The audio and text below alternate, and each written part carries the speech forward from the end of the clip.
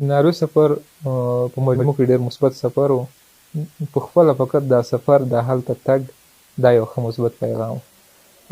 د دوو لرو ملتونو ترمنځ د واټن رالنډولو یو ښه مثبت ګام و، ځکه 20 کاله هغه حکومتونو چې په دې وطن باندې یرغل کړی و، هغوی خپلو ولسونو ته یو منفي تصویر د موږ په اړه باندې ورکړی و، او اوس هم خلک په سوء تفاهم کې واقع دي. موږ خپله د امن او د سولې د پیغام سره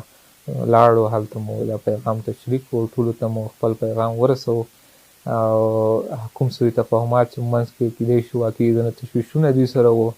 اکثرو په میډیا باندې ترکیز کړی و، د حقایقو نه ناخبره و، هغه هم موږ ورته واضح کړل، هر سوال دوی سره و، او د افغانستان د بشري مرستو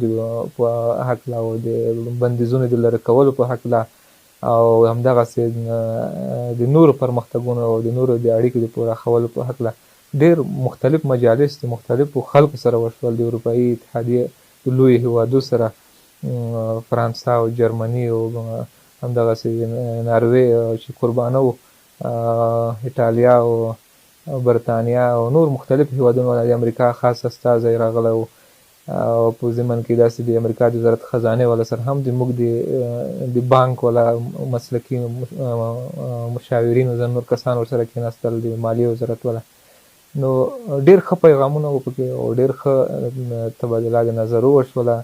او په پراخه سینه واورېدل شو. همدغسې ځینې افغاني شخصیتونو سره هم په لومړۍ ورځ هلته ناسته وشوه چې هغوی سره کوم تشویشونه یا کوم نظرونه وو، هغه موږ واورېدل، موږ ورته جواب کړل، دوی زموږ خبرې واورېدې. نو دا یو ښه پیغام و، یو مثبت ګام و، دا د نورو ګامونو د نورو نړۍ سره د وصل یو لومړنی مهم ګام و، او افغانانو دپاره دا له زیرې ډک سفر دی.